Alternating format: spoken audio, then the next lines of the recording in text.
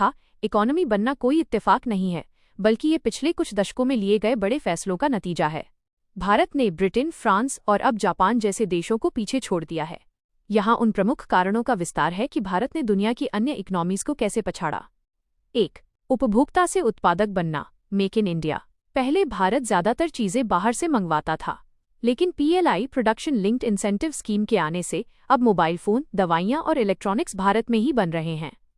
आज भारत दुनिया का दूसरा सबसे बड़ा मोबाइल निर्माता है। 2. डिजिटल इकोनॉमी का दम, डिजिटल इंडिया।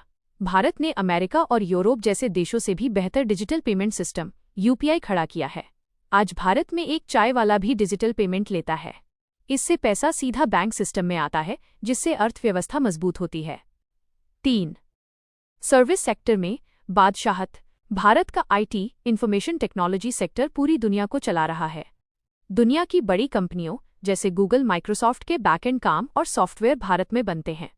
हमारा सेवा क्षेत्र, सर्विस सेक्टर GDP का 50% से अधिक हिस्सा है।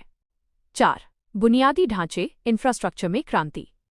भारत ने पिछले कुछ सालों में सड़कों और रेलवे पर जितना निवेश किया है, उतना पहले कभी नहीं हुआ।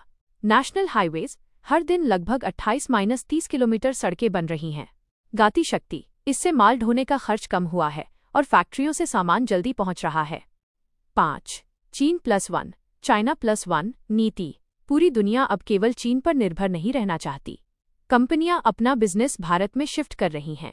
इससे भारत में भारी विदेशी निवेश FDI आ रहा है, जिससे रोजगार और GDP दोनों बढ़ रहे हैं। तुलना, भारत ने कैसे दी मात? देश जिसे पीछे छोड़ा। मुख्य कारण, ब्रिटेन, UK। भारत की युवा आबादी और बढ़ती खपत ने ब्रिटेन की पुरानी अर्थव्यवस्था को पीछे छोड़ दिया। फ्रांस, भारत में मैन्युफैक्चरिंग और सर्विस सेक्टर